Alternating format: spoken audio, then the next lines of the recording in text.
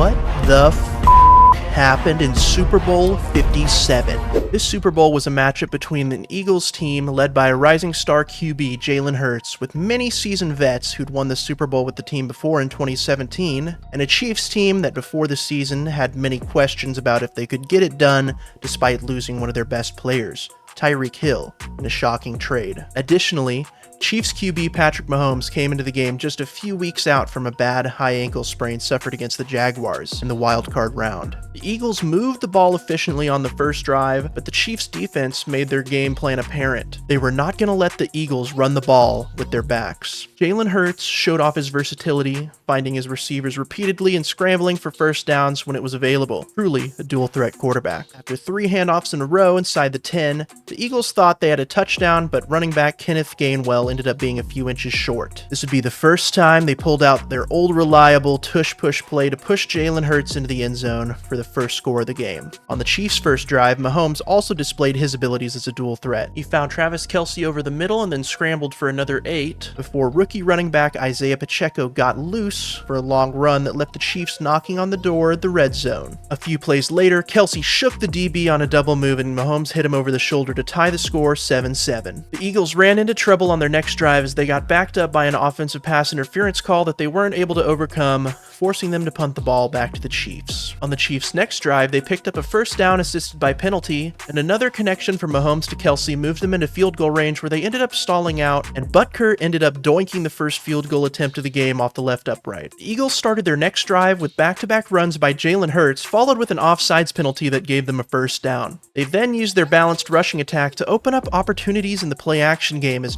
A.J. Brown out-tracked Trent McDuffie looking for the ball on a deep shot that gave Philly the lead 14-7. The Chiefs were once again unable to convert on a third down play where it looked like Juju Smith-Schuster was held by cornerback James Bradbury, but there was no call made by the officials. Maybe this will come into play later? Anyways, the Eagles' relentless ground attack mixed with a few nice throws from Hurts picked them up a few first downs, and they ended up getting at their dream down and distance 3rd and 1. As per usual, they lined up to do the tush push and pick up their easy first down, but this time their right guard flinched, costing them 5 yards, forcing them to back up to a 3rd and 6. At the thought of having to run a real play, Jalen Hurts shit his pants trying to evade spy Nick Bolton on a QB draw and fumbled the ball towards his own end zone. And then Bolton, in perfect position, easily scooped and scored the fumbled ball for the Chiefs, tying the game once more. On the next drive by the Eagles, they started off shakily as Jalen Hurts almost threw an interception, but then their offense got back on track aided by a big nutsack call to go for it on 4th and 5 in Chiefs territory, where Jalen Hurts carried it into the red zone. A few plays later, they found themselves in another 4th down situation where a penalty by the Chiefs defense moved them forward once again. On the very next play, Hurts kept it himself again and scored, giving the Eagles a lead once more, 21-14. The pressure was now on the Chiefs to score right before halftime, but after getting only a single first down, the Chiefs were unable to convert again as they were pushed back by a false start. Mahomes tried to scramble on the 3rd down play for as long as he could before getting tackled and seemingly re-aggravating his prior ankle injury. The Chiefs punted back to the Eagles, and they would now have another chance to score before the end of the half. The Eagles moved the ball efficiently through the air, although a deep shot play to Devontae Smith was called back as a non-catch. But a tush push and a nice run after catch by A.J. Brown got the Eagles back on track,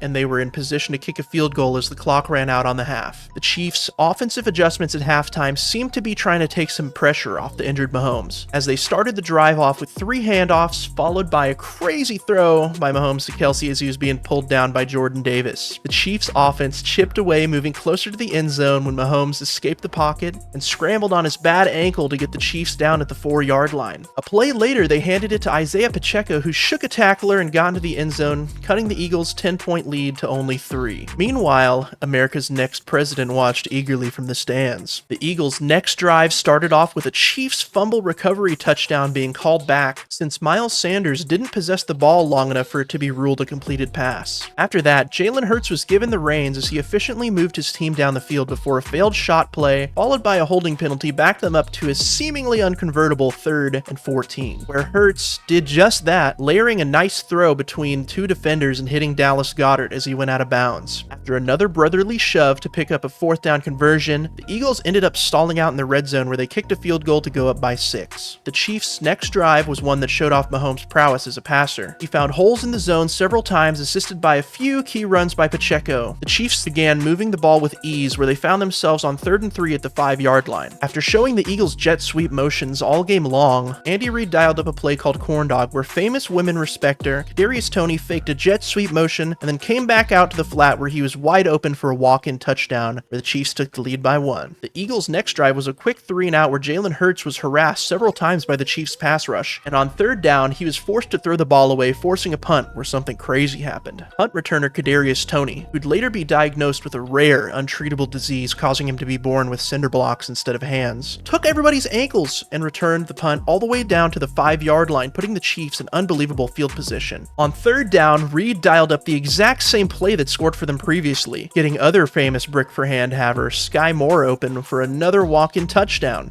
Suddenly, in another Super Bowl where the Chiefs had been down by 10, they'd stormed back to take a 2-score lead in the 4th quarter. Pressure was now back on the Eagles, who didn't panic but went back to their dominant ground game, pounding the rock, using the tush push to convert a 3rd and short, and after 2 short passes to A.J. Brown, Hurts found Devontae Smith wide open on a fade where he tiptoed out of bounds at the 2-yard line. The Eagles then used Old Reliable again to push Jalen Hurts in for 6, and then ran a successful 2-point conversion where Hurts forced his way through multiple defenders to get into the end zone. Chiefs needed to burn clock and score. They moved the ball efficiently with a combination of quick throws and runs by Isaiah Pacheco, or Mahomes snuck through the line, bad ankle and all, for a 26-yard run to put the Chiefs in scoring position with just over 2 minutes left on the clock. After the 2-minute warning and forcing the Eagles to take one of their 2 remaining timeouts, on the biggest play of the game, one of the most controversial calls in Super Bowl history happened. On 3rd and 8, with the game on the line for the Eagles, James Bradbury got called for holding Juju Smith-Schuster early on during the break in his route. This gave the Chiefs a 1st down where they were able to tick down the clock and then kick a field goal, leaving Jalen Hurts with only 6 seconds and 1 play left. Hurts then heaved the ball towards the end zone on a Hail Mary that ended up being 20 yards short of the mark, and time ran out. The Chiefs had just won their 2nd Super Bowl in 4 years, and talks of a dynasty began.